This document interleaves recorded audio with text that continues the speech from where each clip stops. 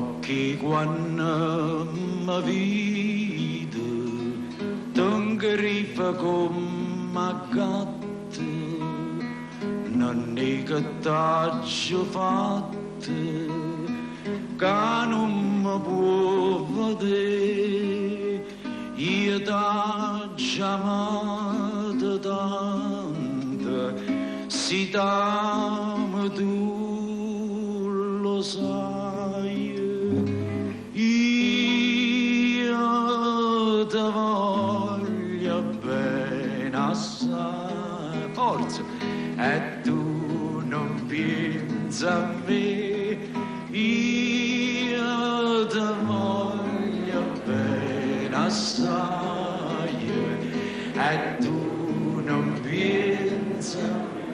Non c'è male, non c'è male, è come un correttino timido, ecco. No, pare un po' la Cappella Sistina, la verità. No, perché non c'è un impegno vocale. Dovete gridare un pochettino. Chi che la conoscono questa canzone dovrebbe un po' gridare, senza timidezza, che fa bene a cantare, non vi preoccupate. Cantiamo la seconda parte un po' più forte, attenzione. La notte tutta.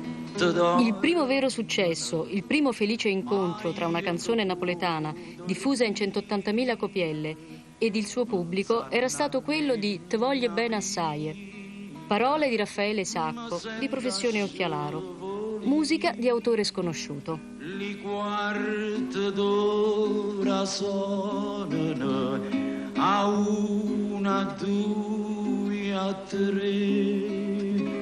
Anche per Te voglio bene assai si è parlato di un grande, stavolta di Donizetti, eppure Donizetti in quegli anni era a Parigi. E tu non pensa a me. Te voglio bene assai è ancora oggi attualissima, come dimostra questa recentissima esecuzione di Roberto Murolo, che coinvolge il pubblico del Teatro Sistina di Roma.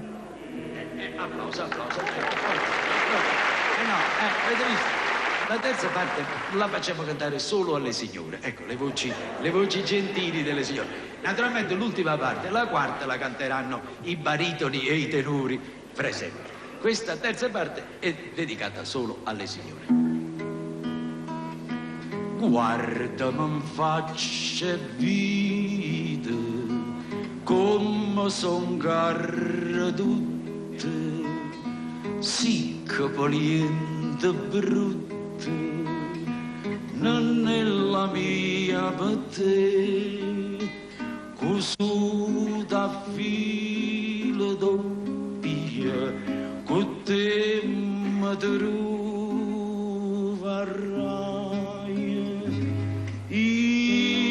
io te